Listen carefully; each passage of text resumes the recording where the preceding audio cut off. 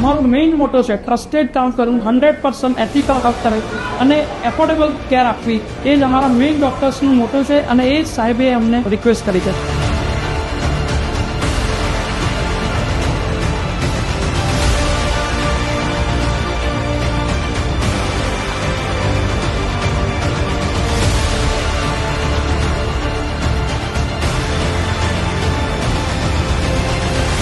Affordable care under one roof, અને એ મોટો સાથે અમે આગળ વધી રહ્યા છીએ કે સમાજના દરેક વર્ગને સારી વર્લ્ડ ક્લાસ ટ્રીટમેન્ટ અમે આપી શકીએ.